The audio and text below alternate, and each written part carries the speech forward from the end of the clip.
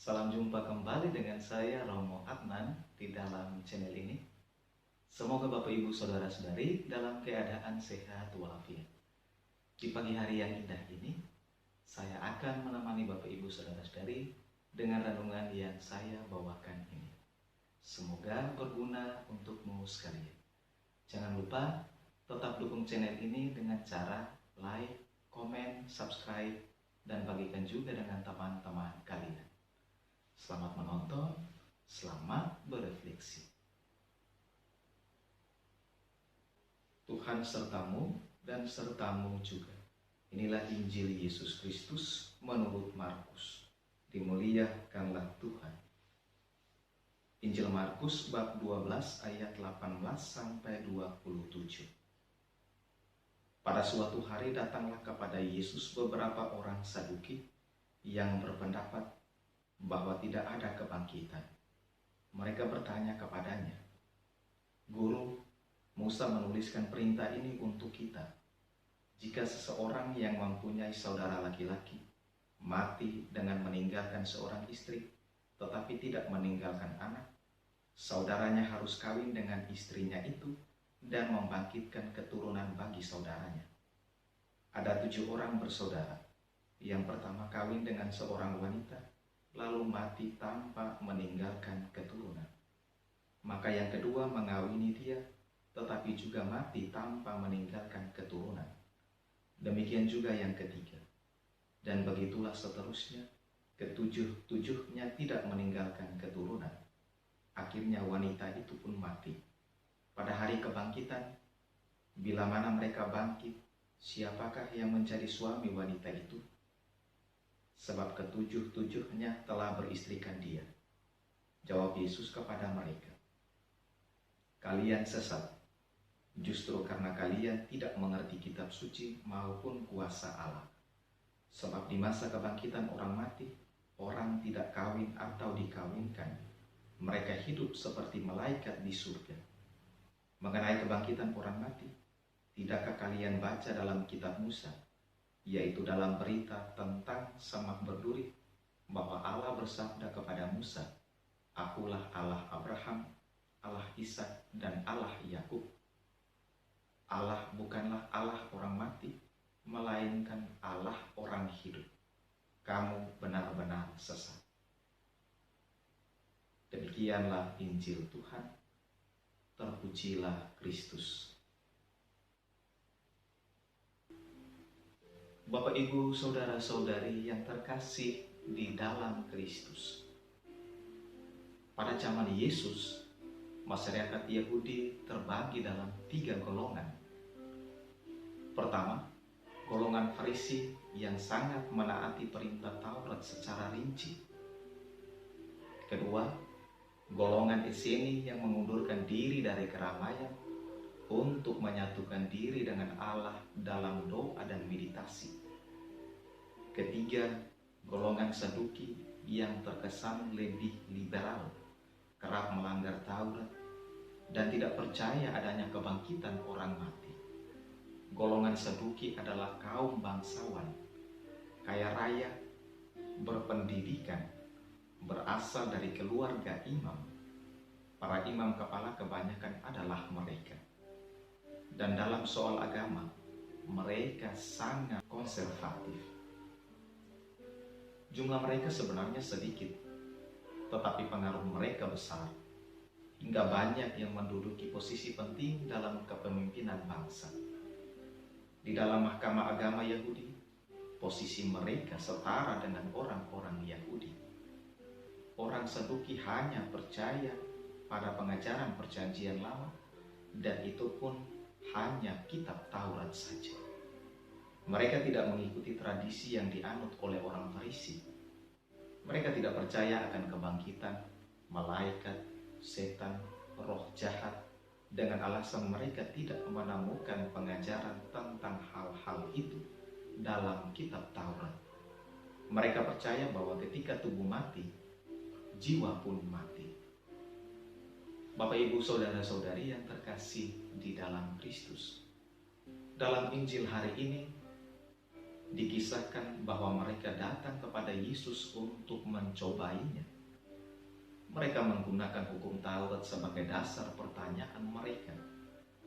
Mereka mengajukan kasus tentang perkawinan levirat, yaitu perkawinan antara seorang janda dengan saudara kandung mantan suaminya yang sudah meninggal dunia berdasarkan adat istiadat yang berlaku dalam masyarakat bersangkutan. Kaum Saduki menggunakan kebiasaan levirat atau tukar tikar ini dengan sebuah contoh konkret tentang seorang wanita yang dinikahi 7 bersaudara. Pertanyaan mereka adalah, pada hari kebangkitan, siapa yang menjadi suami wanita itu? Karena semua mereka pernah menikah dengannya. Mereka bertanya kepada Yesus seolah-olah bermaksud untuk mengolok-olok Yesus.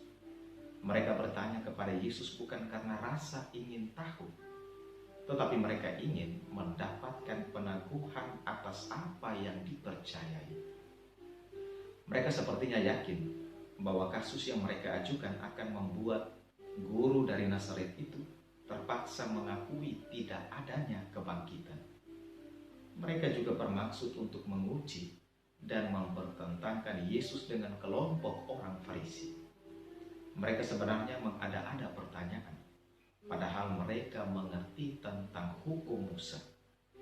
Dengan tegas Yesus mengatakan bahwa mereka sesat hati dan sesat pikir. Mereka sesat karena tidak mengerti kitab suci dan kemahakuasaan Allah. Tidak ada perkawinan setelah kebangkitan, melainkan hidup seperti malaikat di surga. Hal itu disebabkan karena orang Saduki berpikir menurut pikiran manusia. Mereka berpikir bahwa manusia hanyalah sekedar ciptaan dan tidak lebih dari itu. Terkadang, pemahaman kita pun keliru, sama seperti orang Saduki, bahwa surga seperti sebuah tempat tinggal, seperti konsep di dunia ini. Padahal Allah itu maha besar, dan tidak ada satu tempat pun yang dapat memuat keberadaannya.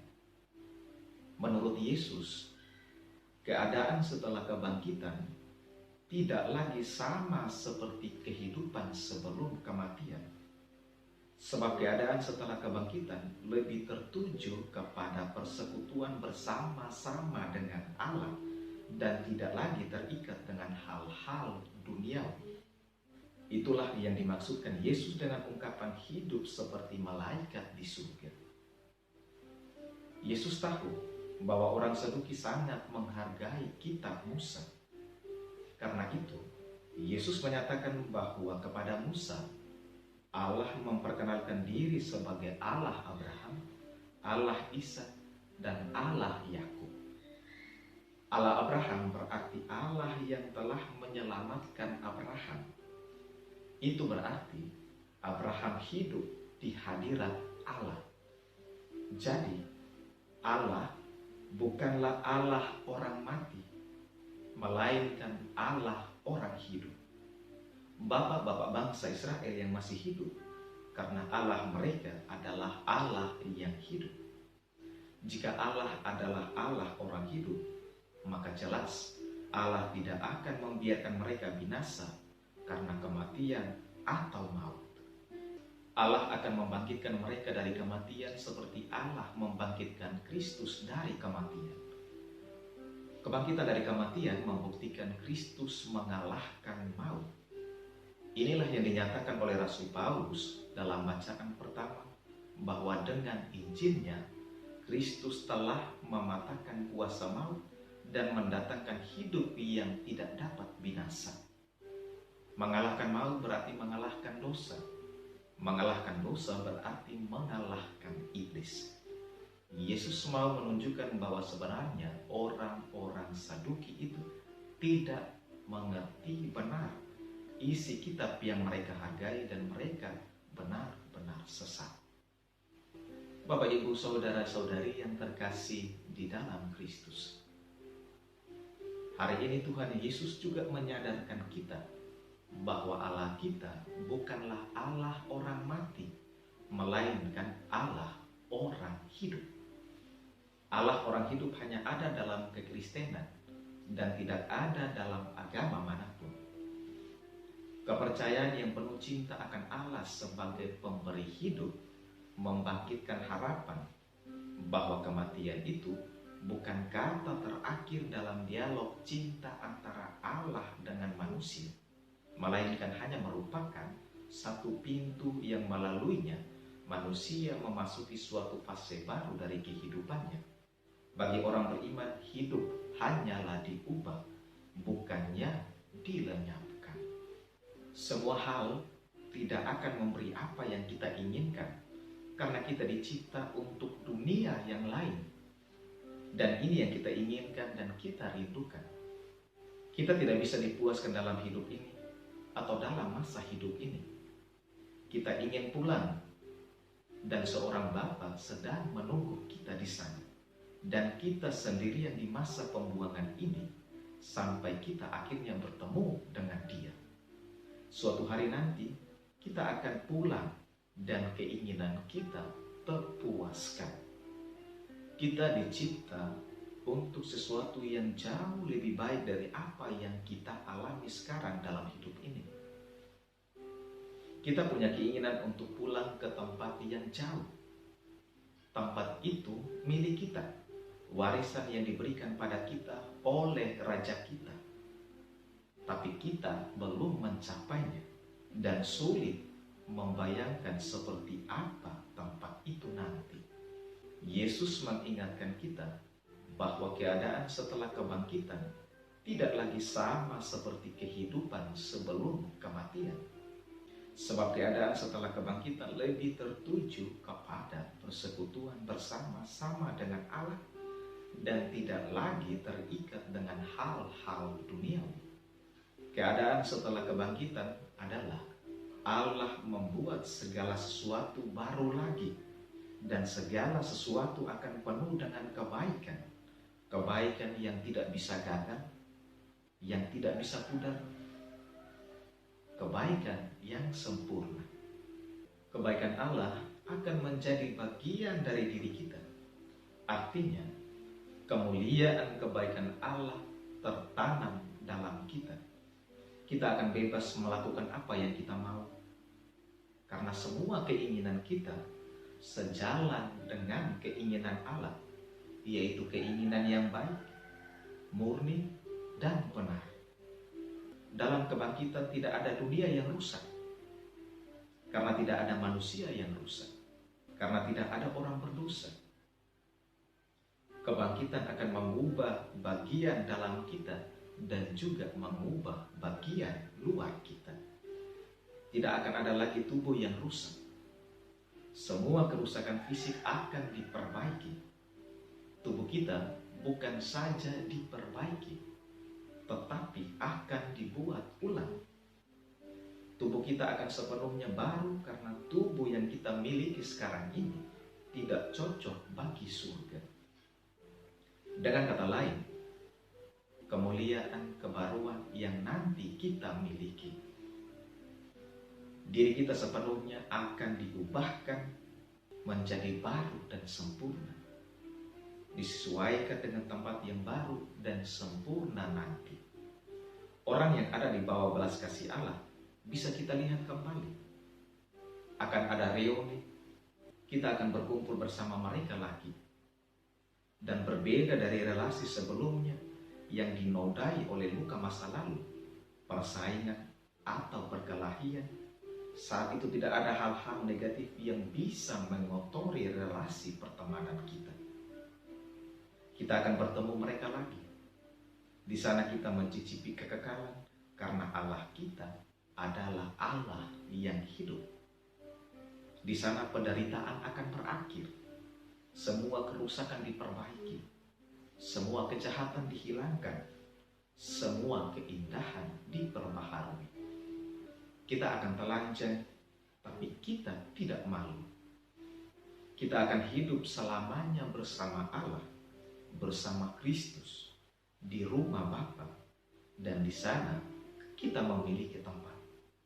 Kita akan mengalami hidup yang lebih baik daripada yang bisa kita bayangkan, karena melampaui segalanya. Kita akan jadi miliknya dan dia akan jadi milik kita selamanya. Hidup di dunia ini adalah kesempatan terbaik bagi kita untuk mempersiapkan diri bagi hidup abadi bersama Kristus di rumah Bapa. Bersyukurlah karena kita memiliki Allah orang hidup yang akan membangkitkan kita dari kematian. Marilah kita memohon rahmat Tuhan agar menguatkan kita untuk teguh di dalam iman bahwa Allah kita bukanlah Allah orang mati, melainkan Allah orang hidup. Amin. Selamat pagi dan selamat berkarya. Jaga kesehatan dan stay at home. Salve. Tuhan memberkatimu sekalian.